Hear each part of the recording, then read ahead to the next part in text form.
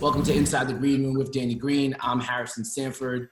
Guys, good to see you, and I'm sure we're all reflecting on what we saw last night.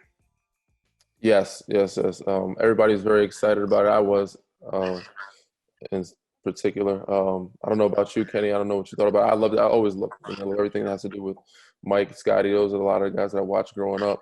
Yeah, I definitely was living it. It's a little bit different. It did bring back great memories, competitive memories, juices flowing.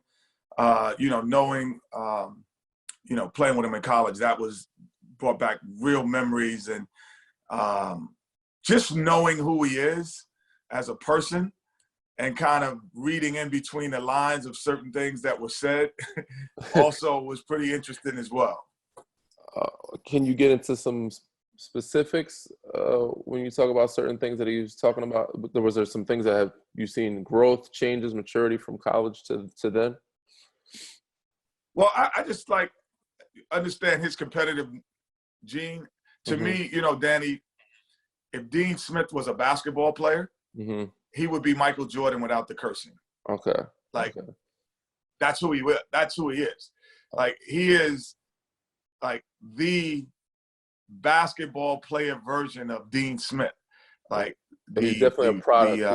He's definitely a product of Dean. Yeah, I mean, some of his lines are even Coach Smith's lines. They're not his. So it's that's what's interesting. Some of his lines are hit Coach Smith's, but I think overall, just if Michael says, just from knowing what I know from even college and throughout the league, if he says, it was a time. If he says, "Hey, Danny, I think you might need a break," he's not saying he needs a break. You see what I'm saying? Yeah. You have to read between the competitive lines of saying that at every time and every thought process, he thinks that he's the greatest basketball player on the earth, and he's always going to give maximum effort. And a lot of guys try to give maximum effort, Danny and guys, but they can't back it up. He's one of the few guys who can back it up and back up everything that he's saying with his physical, actual play. For sure. And it looked like he's going to find any edge he can get, and whether it's try to get you to take a break, get you on the golf course, or bet against you in other ways, or try to get you mentally in a different area, he's going to use that to try to mess with you as a competitor, which was interesting. I also don't remember. I mean, because I was too young as a kid in '98. I don't remember that they had to break up after the '98 team. Did you remember this when this was going down? Oh yeah, this was going on. And the funny thing is, everyone talks about how Scotty was underpaid. Michael at one time was probably 30th in the league in pay. When he was the best player in the league. And they said, well, what are you going to do? And, I didn't see this part in the documentary they didn't put in, or at least at this point. And Michael said, well, I'm going to honor my contract. I'm just going to play it out. So he played at 2 or 3 years, at $2 million a year. That's the reason why it ballooned to $36 million. So he was underpaid for so many years. And then, if you took if you took an understanding of what he brought to the economy of basketball and what he brought to the economy of Chicago, they did that one time, and it was over $4 billion based on the fact that he played basketball. Meaning the day he played the game, the restaurants around the arena, outside the Chicago areas, everyone from the movie theaters, everybody made more money the days the Bull played. So $36 million, he was still underpaid. But he was a guy who also, the Bulls were just notorious for underpaying guys. Michael, that's when Michael says, I thought he was selfish, because Michael did it. He played for less money, knowing that he signed a contract and the league had expanded and gotten bigger in terms of value. Kenny, there's so much more that we can get into Pippen's contract and just the status of the league back in that time. We have to talk about what would have happened if the Clutch City Rockets ever saw the Jordan Bulls in the finals. I'm definitely going to touch those subjects. That would have been their last dance. Well, one of the things that came across in the documentary was Jerry Krause. He's portrayed in a negative light because of, as Danny alluded to, the team, quote unquote, having to break up. Yeah, I look at general managers now, and it feels like there's a shift where managers are more collaborative with their players. For example, and Danny knows about this with Rob Pelinka, working with LeBron James and Anthony Davis this offseason, and kind of helping them craft the roster to what LeBron and AD were kind of looking for. I'm sure you've noticed the change in where general managers are not necessarily butting heads with stars of Michael Jordan's or LeBron James caliber, as we saw in the documentary. Did you not see LeBron James leave Cleveland? Oh, well, that's you see Dwayne Wade leave Miami? Like it's the same thing. It's just that it was the best player in the world. Like every ownership group, they're at the end of the day, the bottom red line, 90% of them is about making money, period. So, yes, there are a few owners in the league that say, winning is more important. But no, Michael Jordan, as an owner, is worried about his bottom line. So no, I don't think that it's changed. I think that it's a perception. I see it happen. I see Anthony Davis now, a Laker. I don't see him being in New Orleans. Like these front office guys don't always get along with their players. But when you have the championship mix, you're surprised that would be said publicly. Maybe it's not as public as it was before, but those things are said in the exact same manner. They're just said a little bit differently, with a little bit more, couth to it. But it's the same stuff, man. Exact same stuff. So, I said, going back to college, Kenny, you played with Mike back then, and I'm just trying to see when you realized, or when most people realized, he was the best player in the world. Bobby Knight said he thought he was the best player in the world when he went to the Olympics right after college. He knew then, and best collegiate. I don't think Bobby knew he was the best basketball player because obviously Dean Smith had a more influence than Michael on his game and saw it more playing 3 years at North Carolina, but. I believe he didn't realize he was the best collegiate basketball player at that time. Do you think that, watching now, do you still think at that time that Olajuwon was the right pick at number one? Oh, without question. I think Michael had deficiencies. It was crazy because even like when we play, as we play pickup every year at Chapel Hill. Mm-hmm. And I used to say, I got Mike. I could guard him. And he's like, oh, you think you can guard me? I'm like, yeah, because you don't go left. And this is real conversation, Danny. I used to be like, your moves are only 2 dribble up. Like you go 1, 2 up, 1, 2 up. So I was like, oh, you easy to guard. Literally. The things that I used to tell him, or we used to joke about that was his deficiencies, were his strengths by the time he entered the NBA. Like that's when I think someone said it. I don't know who said it in the film. And I looked at my son KJ and I said, that's him. And he's like, the things that he would work on, he could absorb them so quickly. And then I was like, KJ, I used to tell him certain things were his weaknesses. And then the next year, they'd be the best thing of his game, the best part of his game. That, to me, separated him from anybody else. And guys, like, to me, what he doesn't get credit for than anything else is that he was the most fundamentally sound basketball player and the best athlete. Usually the best athletes are not the most fundamentally sound basketball player. I look at LeBron, honestly. I look at Kobe. I see the incorrect hand in the passing lane. I see the footwork at times was great, but I see, well, that might have been a walk. That might have been a travel. I see, balls on the weak side. I don't see they have 1 foot in the lane on the other side on defense. Like, I noticed all those great things that when you're not a great athlete, you have to do that Michael did. To me, that's what made him the best basketball player in the world. And you definitely learned that probably from Dean at Carolina. And I think I think the person who pointed out, I think it was his dad. He said, you want to motivate Michael, tell him something he can't do. And he's going to prove it to you that, he's going to be better at it than you or anybody else in the world at it. And that was a line that stuck with me when I was as a kid, when it came to the critics, not just using it in a positive light. Go ahead, Harry. Yeah, Kenny, and it's going back to that point that Danny made, what I found so, unique was that, there were clips of Magic Johnson, there were clips of Larry Bird, and those guys were great in their own way. Hall of Famers, no doubt, first ballot. And they were openly admitting that Jordan, Larry said, that was, referenced that, that was God dressed as Michael Jordan when he had the outburst in game 2 of the Eastern Conference Playoff first round series. Magic Johnson said it. I think people say that now about LeBron, but it felt like it took so much time to get to that point where people are admitting LeBron's the best in the league. And obviously there's still an argument now, but it seemed as if the league's superstars, Bird, Magic, weren't too, it didn't take them too long to admit something that I didn't anticipate a competitor admitting like that. Well, because defenses were different also in that era, where you could hand check, you could hard foul, you could do things to slow guys down. But his fundamentals outweighed all of those things. And so you couple that with the athleticism, the greats of the greats understood that he was impossible to guard.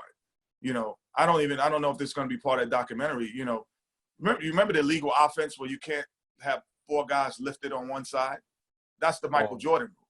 Oh, okay. Because the Bulls used to say, okay, there was a league rule that you had to play defense and you had to be an arm distance of the man instead of zones, because zones were illegal then. So it's like no zone, but you got to at least be an arm's distance of your man so we know you're not a zone. So the Bulls was like, okay, if you're going to do that, we're going to isolate 4 guys on the other side of the floor up top and have Michael play one-on-one, and you have to be arm's distance of your man. So they were like, no, that's illegal offense, because he could score every time. If you lifted 4 players up, he was scoring at a clip that was incredible. So they were like, no, that's illegal offense. You can't do it. To me, the greatest players of the world have rule changes. That's what, to me, separates. Like Wilt Chamberlain, they expanded the just this history lesson here. They expanded the length of the 3-second lane because of Wilt Chamberlain. They're like, it's too easy for him to score. Kareem Abdul-Jabbar, the no dunk rule in college. Like, you can't dunk. This guy's too great to dunk. Michael Jordan, illegal offense. That's crazy. Like, it's illegal for him to have the ball and everyone else up top. That's illegal. Like, to me, that's when you know you're a GOAT. Now, if you haven't had a rule change, don't tell me you're a GOAT yet. Agreed. If I think I know the answer to this. But if Mike doesn't retire, do you think you guys still get him? You still? Well, I will say this, Danny. Not a yes, but a hell yes. But I think that we really have to think about it this way. It means they would have had to win 8 in a row, because they won 3, we won 2, then they won 3. That means that in 8 years, which is super, and Danny, you've been to championships, you understand this. Injuries, contract disputes, all of the things that we're seeing in those 3, those would have been coming up earlier. Yeah. So it's impossible at times to win back-to-back because of that.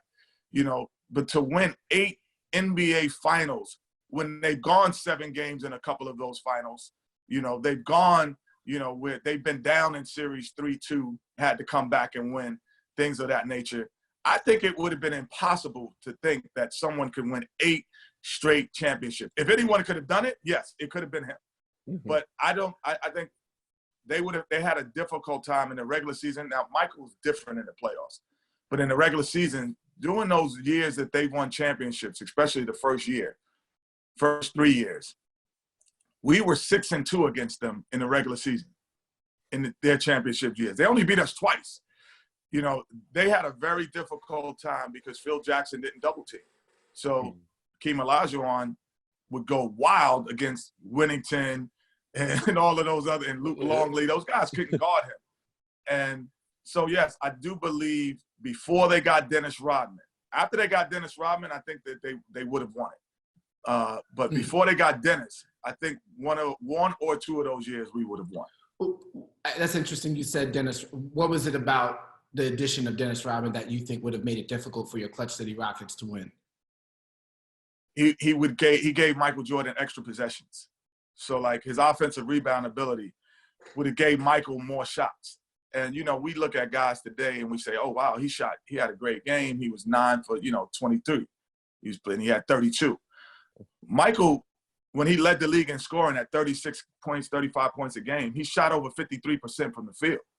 So, like, the logic that a guy who's shooting over 53% is averaging 35 points a game and you're giving him more possessions, that to me was too much for teams. That's what made them 70, that 79 win team or whatever it was. I mean, them crazy numbers, 72 win teams, because they were getting so many extra possessions for a guy who was shooting such a high clip. Michael didn't take bad shots. That was the other part that is different from him, great shooter. He didn't take bad shots. He took shots that was in rhythm, and everyone in the arena will say, well, that's a shot he should take. That's the difference. Yeah, he got to his spots. He for sure got to his spots. So you don't think that just Dennis's rebounding ability, you don't think that he was able to guard, because I've seen him guard, well, not say guard, but he got in the heads of bigger opponents. He would mess with Shaq. He would mess with certain guys. Do you think he could guard Akeem better than, obviously, no. Only Bill? No, he couldn't guard Akeem. Okay. Akeem was a special player like Michael. He couldn't be guarded. Uh-huh. In those years, Akeem, when we won, he looked like Michael, honestly.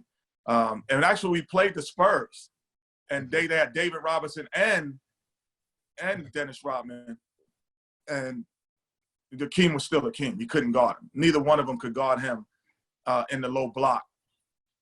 I thought Dennis was better at guarding Akeem than David was, but no, it still was going to be a 25 rebound, 35-point night for Akeem, no matter who guarded him those years. It was, I mean, David Robinson, now, granted, like Danny. The Admiral, that's the top 6-7 center in basketball ever. Like, ever. Yeah. He was giving him 40 for 7 games. I don't know what Dennis would have done. You said get into his head, Danny. You couldn't get into Akeem's head. Okay. And the one thing that he was, and I don't know if it was his during that time of Ramadan and during that time of mental focus and his religion, everything was coming together mentally for him.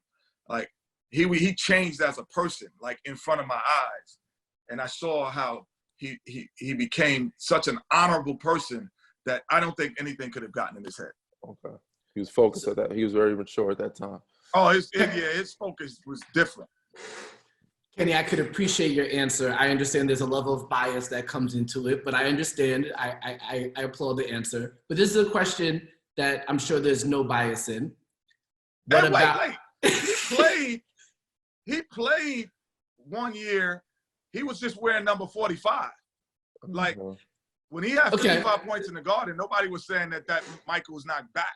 They were like, oh, he's back. He had 55 in the Garden against the Knicks. Yep. But he was wearing 45 in the second time we won it. And they lost to the Orlando Magic with Shaq. We swept them. This is true. We had no trouble with them. We swept the team that they couldn't beat. So, no, I do not believe in any – when he was getting 55 in the Garden, everybody's like, he's back. Y'all going to be in trouble. He's like, okay. All right, we'll see. All right, okay. So how about this one? The Kobe, Shaq, Lakers, Jordan, Bulls. Who wins 7-game series? Which Bulls team? Give me the best Bulls team versus the best Kobe, Shaq the best team. Bulls team is the best Bulls team. Best Bulls team is the best basketball team that I've seen. The second best team I've ever seen is probably the '86 Celtics, and then the Laker team right after that. So those are the 3 best teams I ever seen in my life. It would be the Bulls, then the Laker team, the Celtic team, and then the Laker team. And I think that Laker team was mentioned in the documentary. That Celtic team when they had McHale, Parrish, Walton. That was the best front line.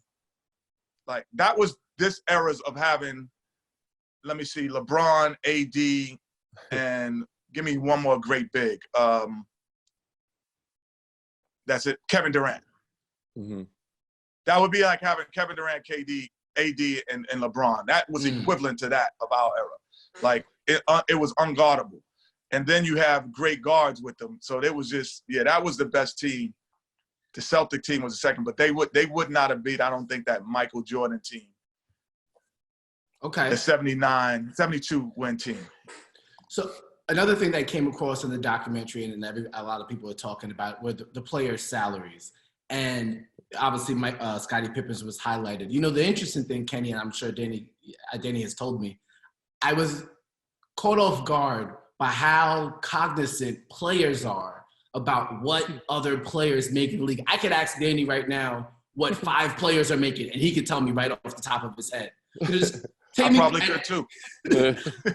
Is it just, obviously it's interesting because you guys are in a different, tax bracket, a different type of, from the average person, but it's still something that you guys have to do because you want to make sure that you're on the same level as people in your workplace. It's just interesting seeing it from the other side when you're a regular person. You know when it really starts when guys start to notice, like, I don't think we notice what guys are making on a daily basis, no.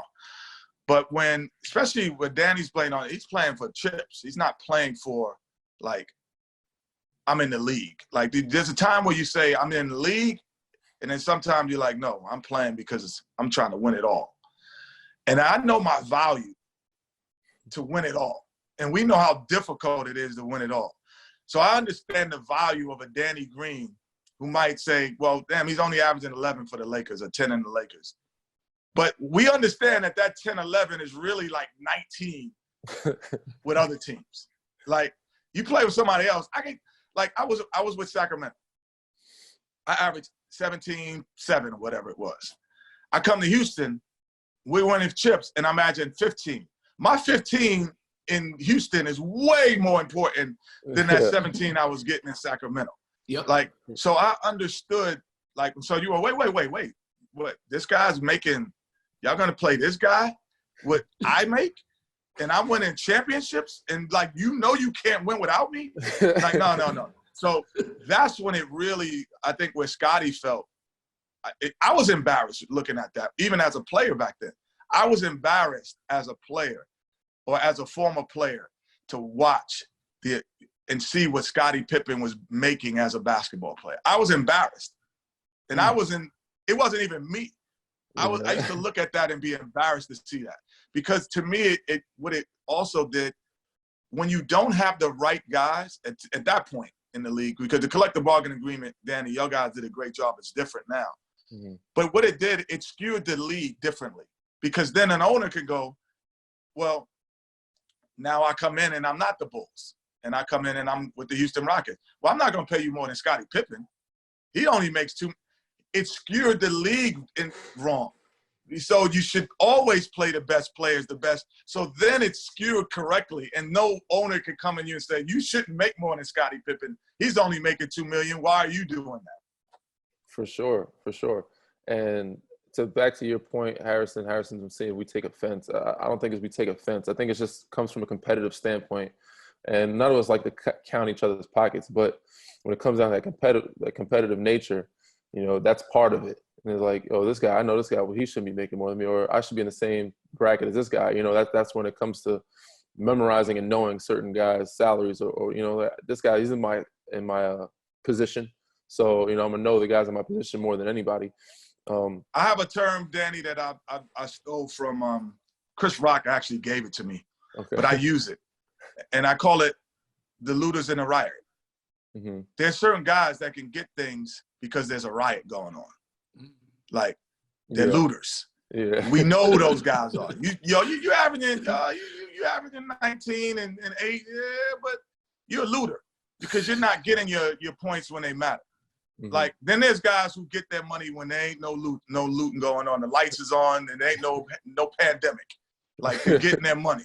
Like, those are the guys, and you know who they are as a player. Like, you play on this team, you take bad shots, you play at the end of the game, you're padding your stats. We all know how to pad. I know how to get 5 extra points a game. I know how. I was a scorer, so I knew how to do that. Like, I'm like, dang, I got 13. Let me get 18. Yeah. Like, we're losing this game. I'm not playing to win no more. We're gonna lose this one. We down, 16 with 4 minutes to go. Let me get 18. I know how to do that. I knew how to do that. But when I was playing to win, I wouldn't take certain shots to do that. So there's a difference between being a looter and being a player. For sure. So back to the whole Scottie thing. So you don't think Scottie was being selfish in that aspect of taking his summer and getting surgery during the season and kind of waiting out? So what are your thoughts on that? Do you think Scottie was being selfish at that point? I think that the only way and Danny, you 100% will understand this. The only way that we were brought up at Carolina, he was being selfish. Yeah.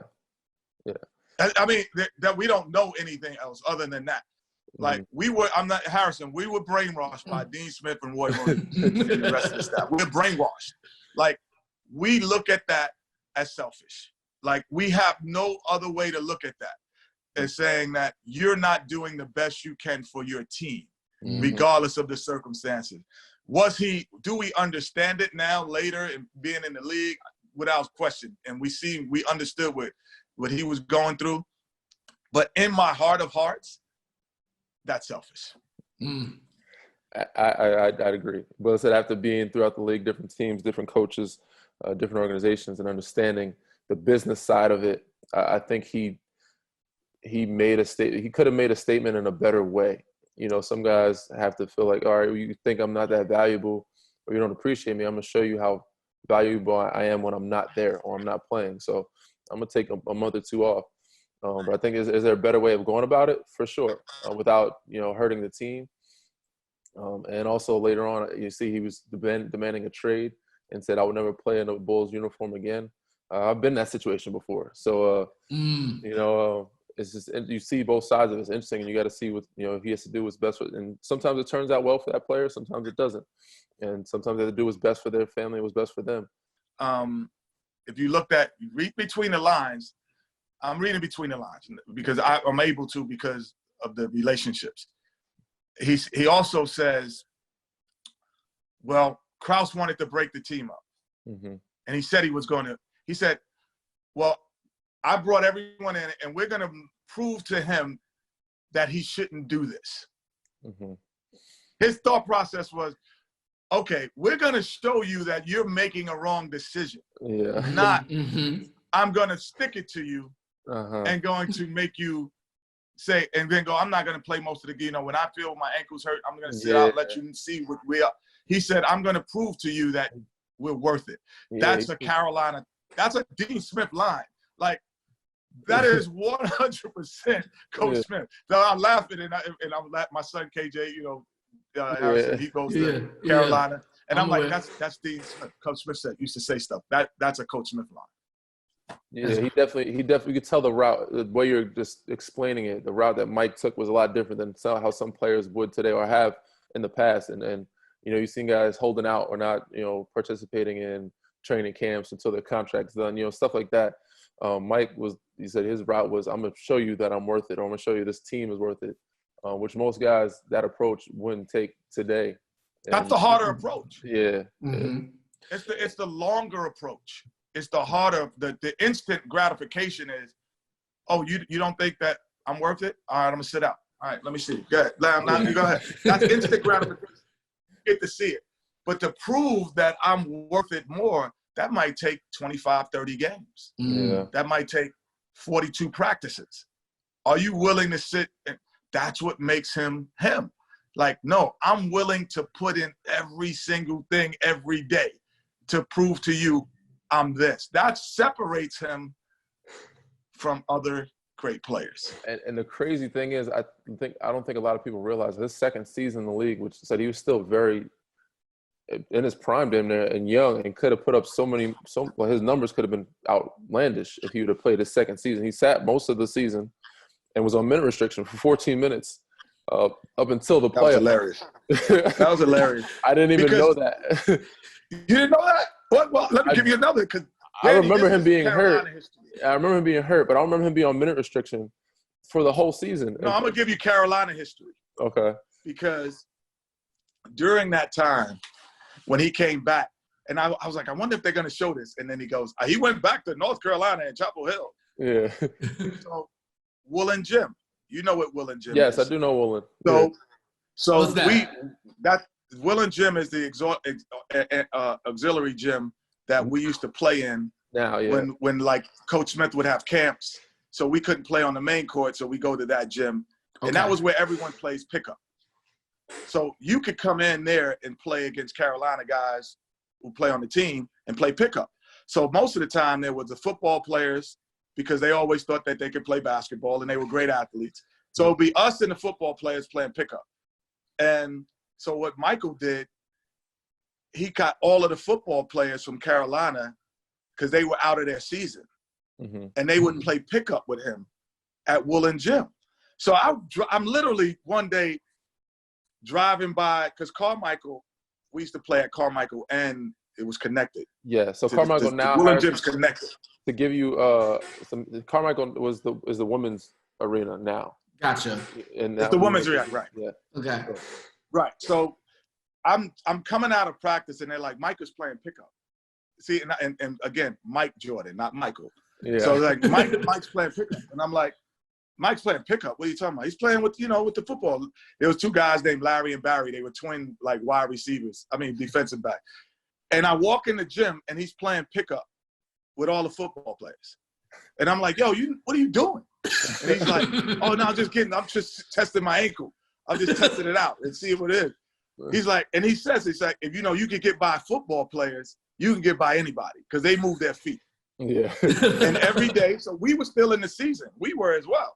So after practice, you could hit Michael's playing pickup with the football players. So I knew he was ready. When they said he's coming back, I was like, oh, he can play it. Down here the whole when he wasn't all you had to do is come to Chapel Hill and you would have saw him playing every day. And everyone in Chapel Hill knew because when he played pickup, floods of people would come to the gym. So everybody in Chapel Hill knew he was playing. Yeah, everybody basketball. was there. Everybody was there. Everybody had access to Willen. If you were on campus, you can get into Willen. It's not hard to get into. Like literally, Danny, this is how we used to have it. When Michael used to come, when he was in the NBA, after he left college and he was in the NBA, he'd come back. And we would have 3,000 people watching us play pickup. Pickup games, how we have everything. We have it closed off now, but yeah, it was so. No, it was open. Yeah. 3,000 people watching us play pickup games. Like it was you stay sharp every day. Yeah. And this is another Chapel Hill story. So Danny's gonna feel it a little bit different than you may, Harrison. I'm here for it. But we used to stay in one dorm all together in the same dorm. Granville Towers. There you go. Granville Towers. See, and we all stayed on the same floor. So every phone number never changed from year to year. Like if you just got the next person, just would hook up the same and it would be the exact same phone number. So your number would end in like 2-1. Mine would end in 2-2. His would end in 2-3. It never changed for 10, 15 years. So when Michael would come to town, you'd get the first call and you hear somebody's phone because everybody's doors always stayed open. You hear the phone ring. And he's like, yo, yeah, I'm gonna be there. So Michael would be like, this is what every time he come in town. Yo, I'm in town, school's in session. And it'd be it. Right? So that'd be 20, so 21, you're 21. 2 seconds later, 22 would ring. And he could, hey, yo, this is Michael. I'm in town, school's in session. 23 would ring. And it would ring, each room would ring, and he would let everybody know he's here. So be in the gym to play pickup. He was ready to go. Ready to go. That's great. Granville Tower days, wow.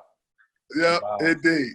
Speaking of more UNC, Cole Anthony, he's entering the draft. It's just such a unique position for him to be in because of all this coronavirus, between how the workout's going to work, when is the draft actually going to happen, didn't get a chance to play in the NCAA tournament, all these different things. How do you think, before you even answer how you think he will perform in the NBA, how do you think this whole coronavirus impacts how GMs approach the process, how Cole himself is going to approach this whole process? Well, I hope he could be our Kyrie Irving. Mm-hmm. You know, the guy who didn't play much, only played a couple games, and then he becomes this great pro player. I think if I was a general manager or president of a team, I would have a difficult time, really drafting guys with full confidence. Only because, especially college guys, and I'm not talking about the first 5 picks. I'm talking about anything after 5, I would probably have a little discern for, because I really wanted to see them on a consistent basis play in an ACC tournament or a Big Ten tournament against the best players, and then and play in the NCAA tournament against the best players and see how they performed when those lights are typically what NBA playoff lights look like. So I would have some discern. My gut feeling, I could still say, well, I could project that this kid, I've seen him enough. I probably would have gone to his practices. But when you're under the lights, it's different from, a guy doing a workout and a guy having a cone in front of him and then having Danny Green in front of him, who's defended the best players in the league throughout his career. That was his job. And then he can guard guys like you. Like, that's a different environment. And I would have gotten to see that a little bit more when the lights are on. Yeah. When the defenses are really, not only the defenses are described to stop you, but they actually have the personnel to do it. Yeah. Like in college, I know that there were teams that had defenses to stop. I was first team All-American, blah, blah, blah, player of the year. But certain teams, I'm like, this dude can't guard me. I don't care what you're doing. He's too small. He doesn't have the tool to do it. He's not capable. Yeah, but when you start playing in that tournament, in the ACC, and you start moving up, and they start designing them defenses for you, they have guys who can actually defend you. With the guys with the right tools that are actually tall enough, longer arms that can guard. Exactly. Like I said, it is interesting to see how guys perform on the bigger stage, on the bright stages. And that's where the stars are born. That's where players are made. See who's going to bring their game. When Kemba Walker. Kemba Walker showed that no matter if you design the right defenses at my size and quickness, you still can't guard me. Yeah. To me, that made me go as a analyst. I go, and we and Charles used to argue about it. I was like, no, he's going to be a star in the league. I'm like, what he's doing now, that's what you do against anyone. The draft class has been described as not as one of the best in the past couple of years. It'll be interesting to see what type of movements GMs possibly make, trading out of spots, maybe punting till next year because of the uncertainty that happened this year with the NCAA tournament and being able to see players. Overall, it's just going to be a very unique situation in any aspect. There are some great general managers and great presidents of teams, basketball operations, and they're not as concerned. It's the lazy ones that are going to be concerned. And when I say the lazy ones, this is how I know you're lazy as a general manager. And I don't think I've ever said this, but I know you're lazy as a president or owner when your team is filled with Kentucky, North Carolina, Duke. I know you're lazy. I know you're lazy. You're going for the top talent or the guys from the top schools that you know. I know you're late. You're not doing you're not scouting. Yeah. You're not scouting when I look at Denver's team, it doesn't really exist of that. When I look at, Portland's team, it doesn't really exist of that. Mm-hmm. So, and they have been the top teams in the league, as I'm probably getting packages from Amazon. It's an Amazon day. It's all good. It's Amazon. Hold on. It's Amazon. Keep the camera rolling. Hey, just leave the package at the gate. You got it. Yes, sir. You can't let them in. Social distance. Can't let them in. Leave it at the gate, brother. Leave it at the gate. Every day, man. Every week, I'm looking forward to packages. That's our brightest time of the day. But I'm just, like I said, it just, to me, look at rosters. Mm-hmm. Look at schools that guys have come from. And find guys how they've gotten there. Yeah, certain. Then you know that this is not a lazy. They got a group of guys that are putting in some work, man. Yeah. Because it's very difficult to sit through certain players, as Danny was like we were talking about, where, damn, he's really better than everybody. Mm-hmm. I don't know if he's really better than guys in the ACC because he's not playing against them. I don't know if he's getting guys in the Big Ten or, that's a hard. I respect those guys. Yeah. There's Scottie Pippins everywhere. Agent recruiting. Mm-hmm. Like if I'm an NBA agent, right? I'm not going to Weber State unless I look at a paper and somebody says, oh, there's a guy at Weber State I'm going to go down there and I'm going to try to recruit him to be – that's agent recruiting. Mm-hmm. Like, he's not identifying the talent. He's being told who the top guys are, and now he goes and he pursues them. And he goes and he gets them to be their agent, which is great. You don't have to have basketball acumen to do that. You don't have to understand the game to do that. That's what some NBA executives do. Those are the ones who are in trouble with the pandemic. Yeah, who can't get the workouts they want, and they haven't done the research or the scouting the way they should have. And that's the one thing that, and it's hidden. Let's say there's not Scottie Pippen's everywhere, Harrison. Let's retract that. There's a lot of hidden gems in a lot of places. They're not Scottie, but there's some good ones. And not just here in America, but overseas. And I think that's one thing that San Antonio did great of. They found some good pieces in some random parts of the world. You didn't see Duke, North Carolina, Kentucky on San Antonio championship teams. Yeah, you didn't see that. Yeah. Like, that is homework. That's really identifying, and you know what that takes? You can't be lazy because you have to go there multiple times. You got to be in places you don't want to be. You got to watch them against guys that you go, well, damn, I sat here for these 3 games and I learned nothing about the guy. And you got to come back for 3 more. They're like, that's what that is. For sure. Before we let you go, Kenny, man, just your thoughts on the season returning, hopes for when it does. What do you think is going to happen when it does? Who are your favorites, top picks out of the East and the West? You might not like what I would want to happen, though. Okay, go ahead. On the Lakers. And so this is not for you. I'm talking to Harrison right now. We good.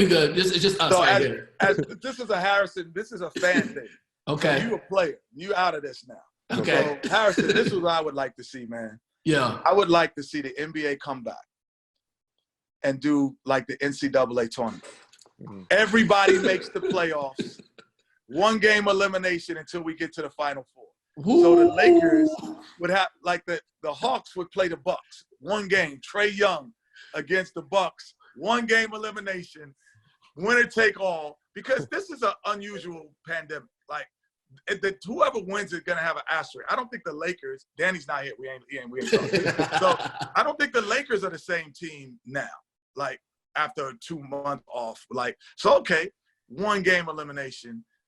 NCAA, 2 weeks, put everybody in a hotel for only 2.5 weeks. Losers, when you lose, you pack and get out so you don't infect the rest of us. And you just keep it moving, man. Like, 1 game and gone, bro. That's what I want. I want to see that so bad. Everybody makes the playoffs. 1 game. You know what? It would be fun. It would be fun. I would still, like, if I'm the number 1 seed, let's say no, you can't. Don't think it's Danny Green. Think of Harrison as a fan. Okay. As a fan, okay, I would say this. As a fan, let's say I'm a fan of the Bucks. There's no way I want to risk the Trae Young matchup for 1 game. Maybe best out of 3 to best out of 5 to best out of 7. You don't want to risk it. No. Now, if I'm a Hawks fan, sure, give me that best of 1, and I'll suit up for it. That's my point. Could you? Yeah. But you think about, Danny, the intensity that every game would matter. I give y'all like 4 games warm up. I'll give you a 4-game little exhibition season, and then we line it up, brother. 1 game elimination. You better, LeBron, you better be ready. You know, Danny, you better be ready to chase Trae Young around there if you're matched up against him. Now the only problem. Go ahead, Danny. You got it. Interesting to your tournament idea that they're talking about bringing in some in-season tournaments in the future, and not necessarily the playoffs, but play in to get to the playoffs. You know, certain those 7, 8 seeds, 6, 7, 8 seeds, playoffs 7, 8, 9 seed. So we'll see how that might play out in the future. But I don't sound excited. Yeah, no, I don't think. No, you don't want that. That doesn't sound fair to the top-seeded team. He don't want to play the last place team in the. No, doesn't seem fair to the top. I want to see it. I want to see LeBron and AD and Danny Green have to focus in differently. If they know they got 5 games to beat, whatever. Yeah, we're gonna beat them in 5. There's no way that 1 night. Oh, my God, the Staples Center's going right now. Hey, Harrison, it's going into the 4th, and they're down 5. Oh, it's wild. God. It's wild. Yeah, it's wild. Yeah. No, It's wild at the Staples Center. Yeah, no, that would be fun. That would be fun. It's definitely a fan for sure. All right, let's say only a fan. That's only a fan thought.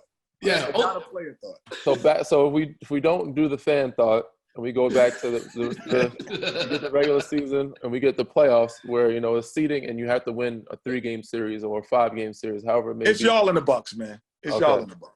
Okay. The best 2 teams this year, consistently on a consistent basis, have been you guys and the Bucks.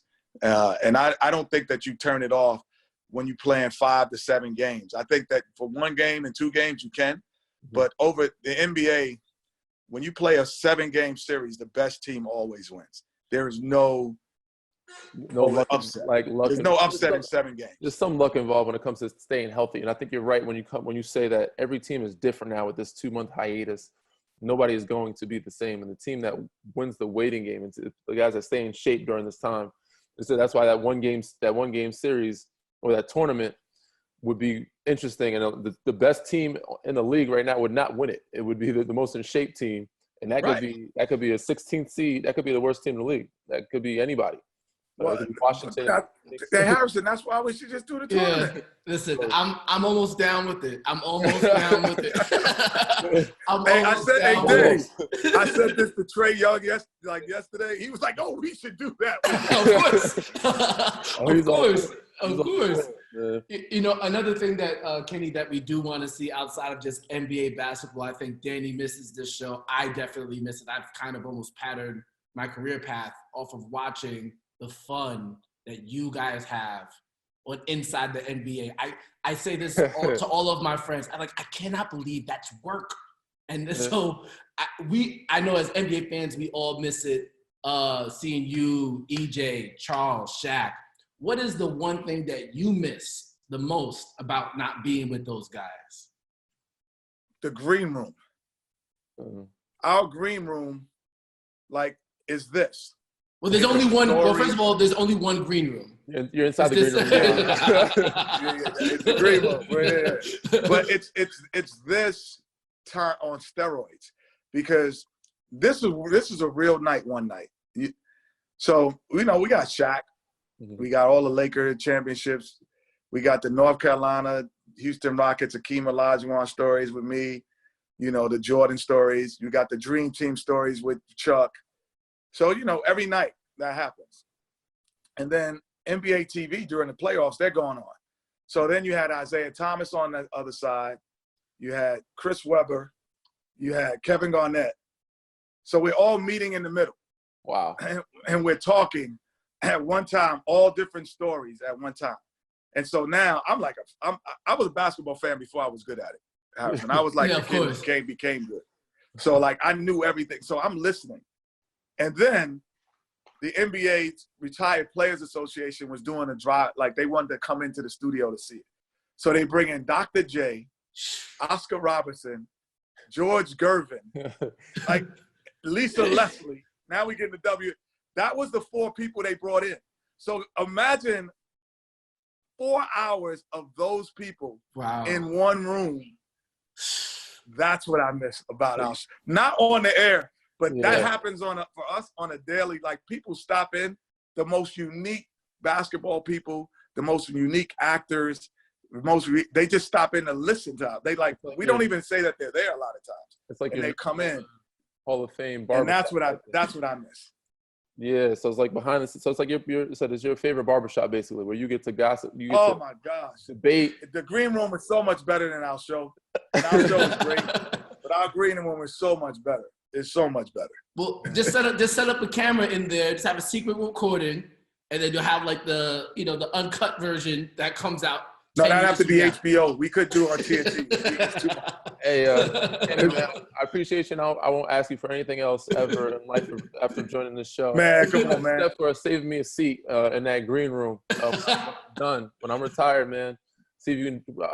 You got some stories. Hopefully, on the set, I might be able to sneak in and get a little cameo, get a job with you guys, but just a green room seat. And you got stories, brother. You welcome. You got stories. I appreciate you, man. Valid stories. Once you get back to your Amazon package, man, thank you for joining us on the show, man. Such a pleasure. You know what it is, Danny? How crazy it is? You know what the Amazon packet is, Harrison? What is it? The weight A crew. new basketball goal. Okay, yeah. Everybody's got to. I gotta put that up today. Basketball. I'm just looking at it. I'm looking at it through my window, and I'm like, I should have had to bring it all the way in because it's heavy as hell. You got the aim high kids coming in shooting on the hoop. Are they still getting? No. This is my. I got 2 sons that hoop every day, so we wore out the rim. I got to get another rim. You got to put them to work, man. They got to do all the heavy lifting. Work.